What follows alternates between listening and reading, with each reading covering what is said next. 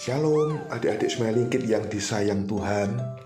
Kita berjumpa lagi dalam renungan hari ini. Puji Tuhan.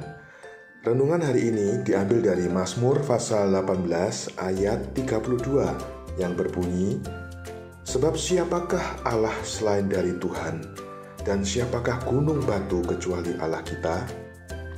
Adik-adik, mari kita dengarkan cerita berikut ini.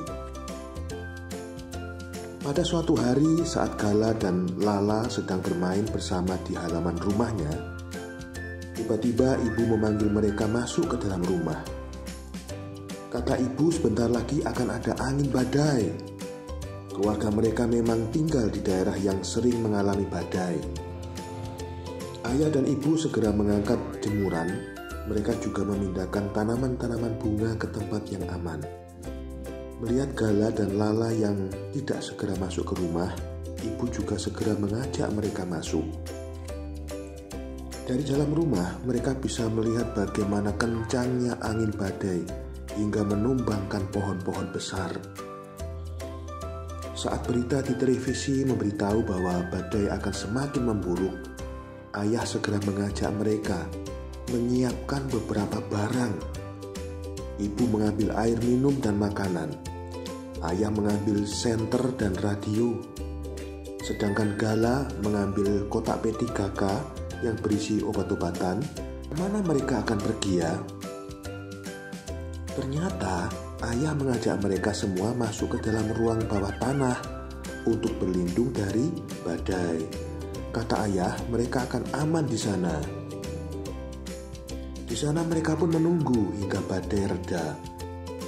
Dan saat di radio diberitahukan bahwa badai sudah berlalu, mereka pun sekeluarga keluar dari ruang bawah tanah dengan selamat.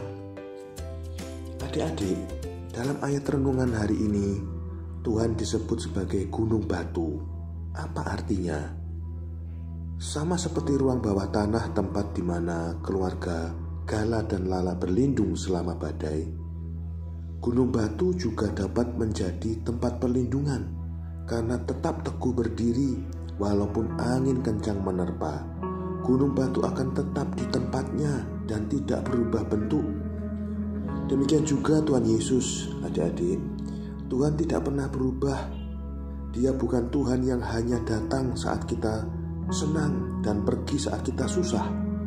Tidak peduli apa yang sedang terjadi, Tuhan selalu menyertai kita karena Dia adalah Tuhan yang setia. Bahkan Dia adalah tempat perlindungan yang teguh saat ada bahaya.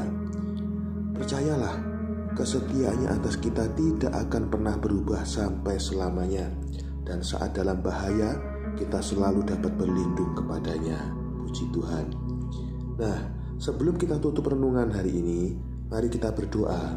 Kita lipat tangan dan tutup mata. Tuhan Yesus, aku tahu bahwa Engkau tidak pernah berhenti mengasihiku. Tetaplah bersamaku Tuhan dalam segala keadaan. Di dalam nama Tuhan Yesus, haleluya, amin.